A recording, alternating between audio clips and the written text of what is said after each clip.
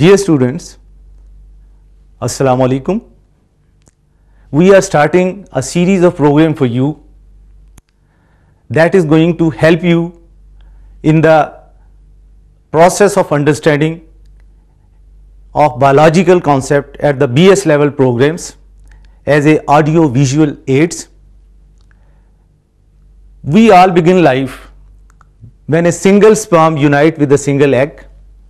The fusion of two highly specialized cells is the progenitor of all the future cells in the human body. On an average, more than 60 trillions of cells are there in human body. All of these cells, they are different in their structure to perform different functions. Initially, the scientists thought that the interior of cell is made up of a homogeneous fluid. They gave the name protoplasm to that. But nowadays this term is obsolete. We are no more using this term and we are dividing the cell into four distinct parts. The outer boundary, that is the cell membrane, which is common in both the animal and plant cells. In case of plant cell, an additional boundary of cell wall is there. Then there is a region from the cell membrane till the nuclear membrane called as cytoplasm. Then the nuclear membrane, and inside the nuclear membrane, nucleoplasm. Dear students, today in our first program, we will be starting from outside to inside and we will be discussing the detail of the outer boundary of the basic unit of life, that is the composition, structure and functions of the cell membrane.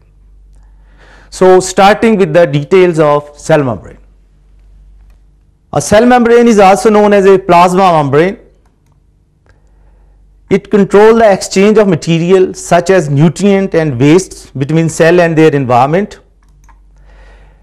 It is having some other important functions. For example, to recognize any material which want to enter or leave the cell, like hormones, enzymes, antigens. So going with the physicochemical nature of plasma membrane, it is a boundary which separates the cells from its non-living surrounding. The plasma membrane is a selectively permeable membrane.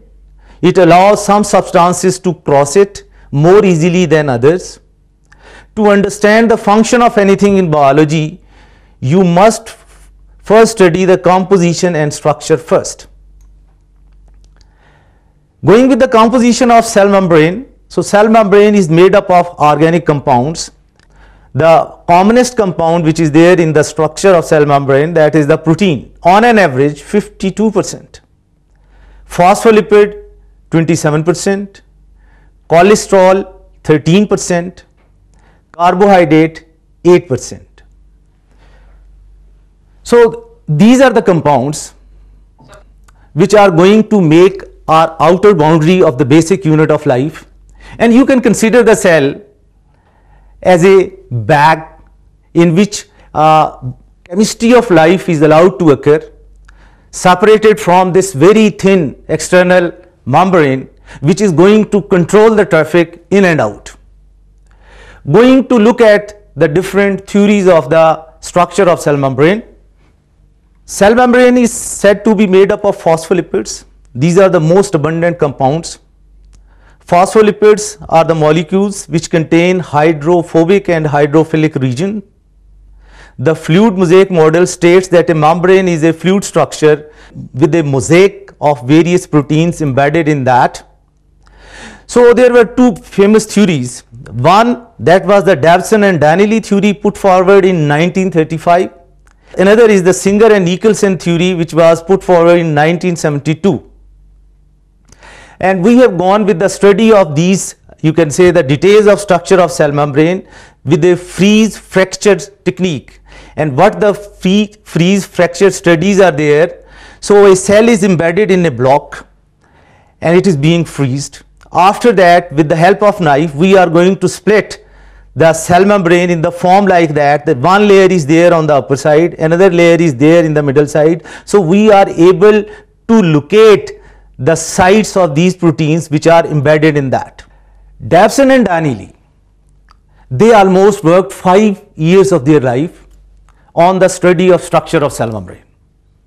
And they have given the salient feature that the cell membrane is made up of bimolecular phospholipid layers, arranged in the form that their heads are on the outer side and their tails are shielded in the middle, and there is a complete layer of protein above and below, and this is giving an analogy of a sandwich. So the famous name given to the Davison and Danieli work, that was the phospholipid protein sandwich model.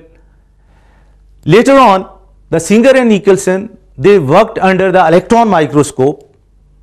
They agreed with the first point of Davison and Danieli that yes, the cell membrane is made up of bimolecular phospholipid layer arranged in the form the heads on the outer side and tails in the inner side.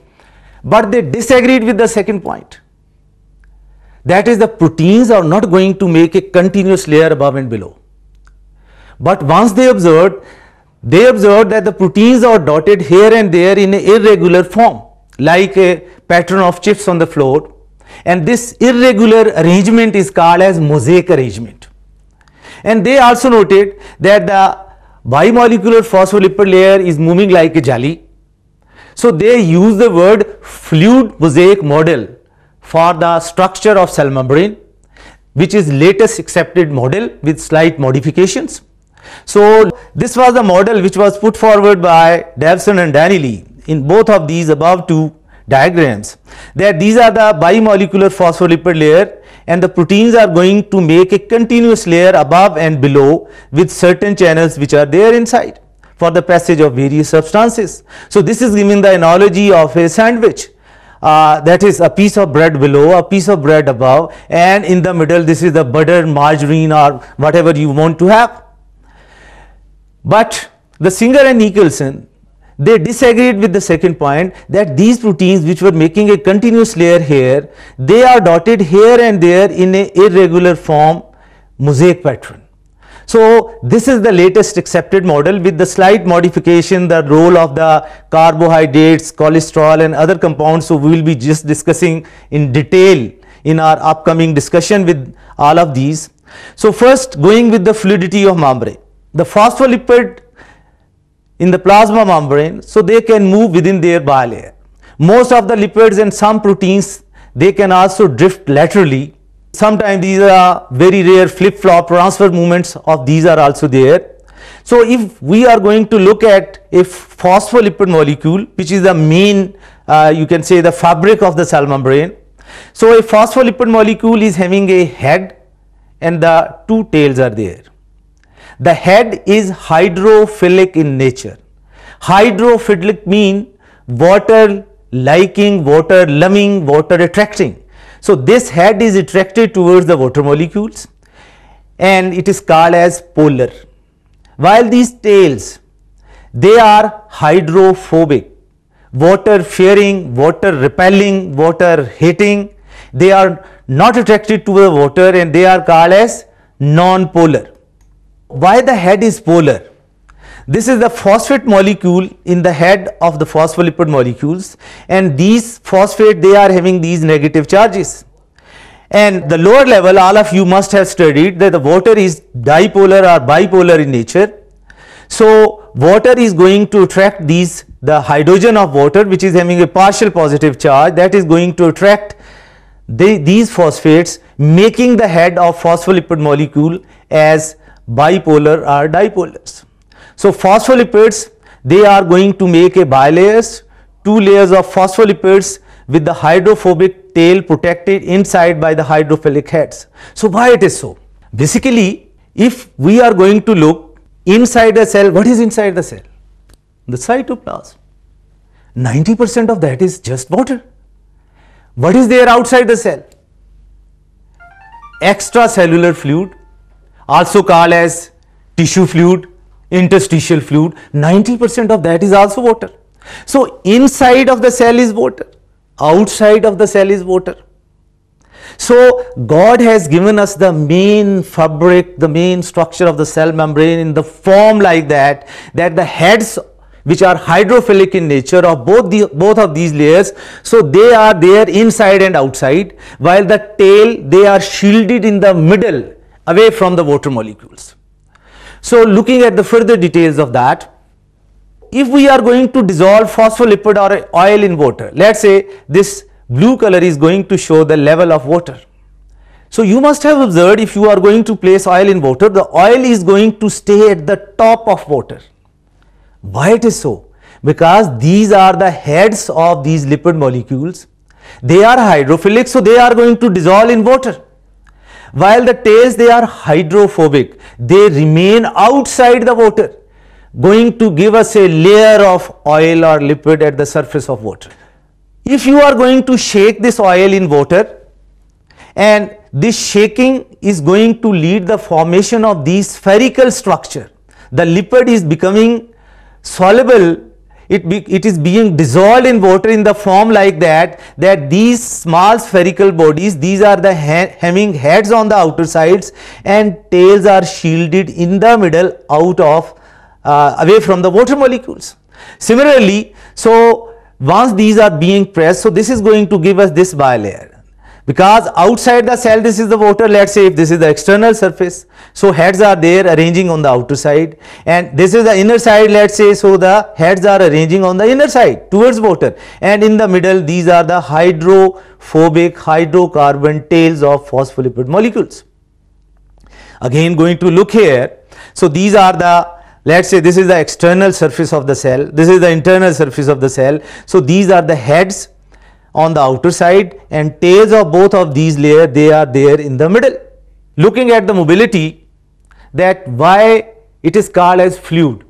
So the bimolecular phospholipid layers, the phospholipid molecules, they are going to move within their monolayer. And just looking at one of the animation, that how they are going to move within their monolayer. So in this animation, you can see that these bimolecular phospholipid layers, they are going to move within their monolayer, and the proteins are dotted here and there, and they are also free to move here. So these are the phospholipid molecules moving within their monolayer, and these are proteins which are going to also have slightly the lateral movements which are there. This is the reason that we are going to use the word fluid. Fluid due to this movement, and mosaic due to irregular arrangement of the proteins. Looking at the further details of the structure of cell membrane, so other important components, these are the proteins. So where are the proteins located within the membrane? Some of these proteins are called as intrinsic protein, some of these are called as extrinsic proteins. So some of these proteins, they are there just at the surface. This is called as peripheral or globular protein. Some of these are there till the middle. These are called as integral protein or structural protein. And some of these are going to cross through and through to make channels. So these are called as channel protein or transmural proteins. Membrane proteins and their function. The proteins, so they are embedded in the fluid matrix of bilipid layers. Protein determines most of the membrane specific function. Peripheral proteins are not embedded. Integral proteins penetrate the hydrophobic core and often span through the membrane. Some protein in the plasma membrane can drift within their bilayer. Proteins are much larger than lipids and move more slowly. Integral protein that span the membrane are called as transmembrane, transmural or channel proteins. The hydrophobic region of integral protein consists of one or more stretches of non-polar amino acid, often coiled into alpha helix. So looking at the intrinsic protein, let's say this is a channel protein, and through which the various substances, they are going to pass through this. So there is a pore through and through the protein structure. Carrier proteins, they are going to change their shape. So first they are going to accommodate or load certain molecules, and then changing the shape and then expelling there in the interior of the cells. Again, how the proteins are arranged in the bimolecular phospholipid layers. So proteins are also having the hydrophilic and hydrophobic region made up of hydrophilic amino acid and hydrophobic amino acid. So hydrophilic parts of the proteins, it is there among these heads of phospholipid molecules above and below, and the middle part of the protein is made up of hydrophobic regions of the protein made up of hydrophobic amino acids. This is one of the channel protein. So a protein, you know, that is a polypeptide chain, and if the single polypeptide chain is going to be wounded around each other, so this is called as alpha helical structure. So this is going to make a channel through which the various polar substances they are going to pass through. So these are the transmural proteins or the channel proteins. Looking at another view, the latest view which is being discovered, that is, so here we have already discussed about these bimolecular phospholipid layers and the proteins, but there are something other visible in this structure. So these are some antennas here. What these antennas are there, and there are some molecules are there here that is going to seal the membrane. So what these molecules are there? So going with the details of the further structure in the cell membrane, but before that, completing the functions of the membrane proteins. So there are important function of transport, enzymatic activity, signal transduction, cell to cell recognition, intracellular joining, attachment to the cytoskeleton and extracellular matrix. Looking these in the diagrammatic form, in a more elaborate form, so this is the function of transport. The substances are being transported through the channel protein or through a carrier protein, but some of these proteins which are there in the membrane, so they are not transporting anything, but they are going to act as an enzyme. So they are going to act at a specific substrate to be converted into different products. So this is the enzymatic role of these proteins which are there. Third function is that of signal transduction. So there are certain, you can say, the antigens, they are going to bind on the surface, and these antigens are going to give the signal to change the shape of protein to perform a specific function of receptors. The next function is that of intracellular joining. So cells are there in the form of tissues. So one cell is going to attach with the other cell. These are the complementary shapes of the proteins which are going to provide these attachment and the joining. And these proteins which are there, they are attached on the inner side and on the outer side through the cytoskeleton, that is the microfilament and microtubules, just to have a, you can say, a compact look of the various tissues and organs in our body. That is the attachment to the cytoskeleton and extracellular matrix. These are the functions of proteins.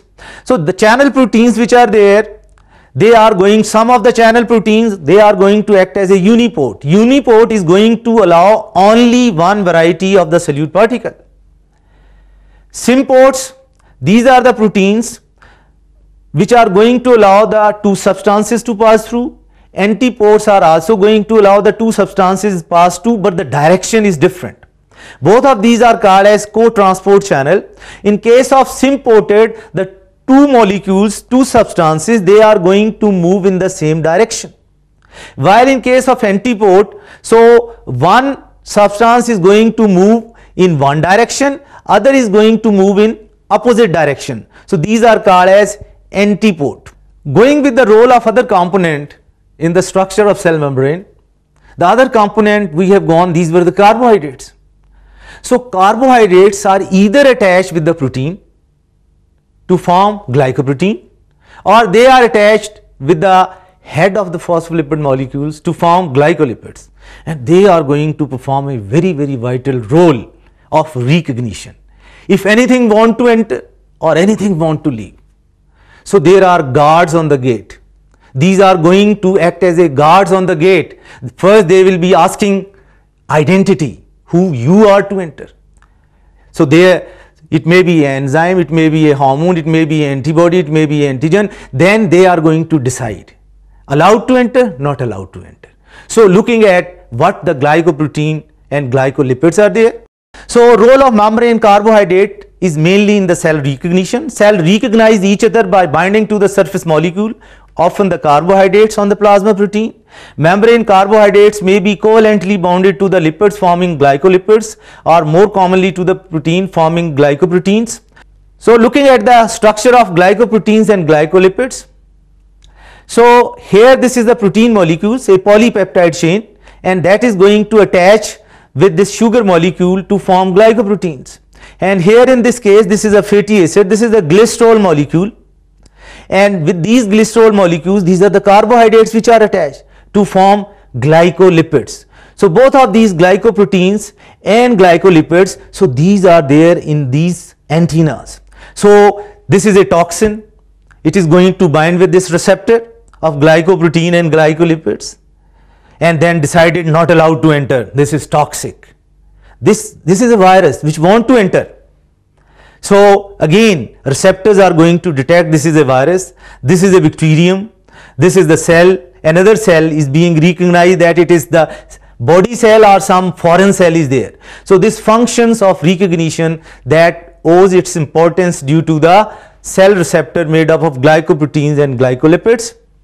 Another important component, cholesterol. Cholesterol is going to fill up any gaps between the phospholipid molecule to completely seal outer side and inner side of the bimolecular phospholipid layer. It means nothing can pass uncontrolled. Anything want to enter, either want to pass through the phospholipid or through the protein channel. So one important role of cholesterol is that it is going to prevent any uncontrolled leakage, and because it is going to fill the gaps, so it is going to give the mechanical strength to the cell membrane. Plus the tails of the cholesterol, they are going to change according to the condition. If there are more saturated fatty acids are there, so it is more solid in nature, and if these are the more unsaturated fatty acid giving the kinks in the tails, so it is the more liquid nature. Sometime the cell is going to change its texture to more solid form, sometime to the more liquid form, and this is due to the cholesterol. Looking at how it is going to perform these functions, the role of cholesterol in the cell membrane.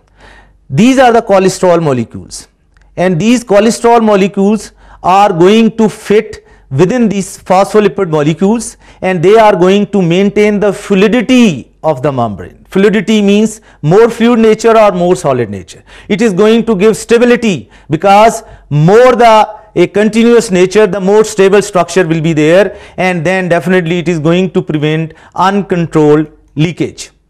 So here if you are going to say the tails of phospholipid molecule, if they are also unsaturated, unsaturated mean kinks or bends are there, so it is the more liquid nature, more fluid nature.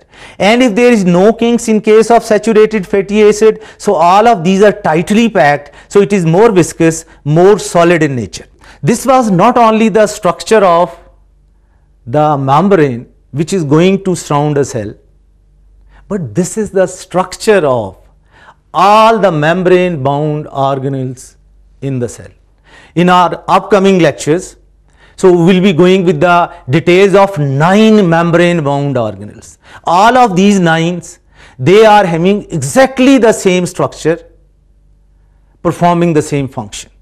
So membrane of a mitochondria, membrane of a chloroplast, membrane of a Golgi body, membrane of endoplasm, all are made up of the same pattern, the phospholipid, proteins, cholesterol and carbohydrate. Just looking at some of the concluding feature of our discussion, the basic question, do all the membranes are having the same basic structure? Yes, all the membranes inside the cell, they are having the same basic structure as the outer membrane, the cell membrane.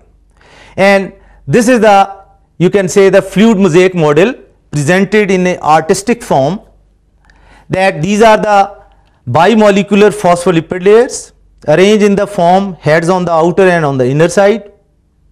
These are the proteins.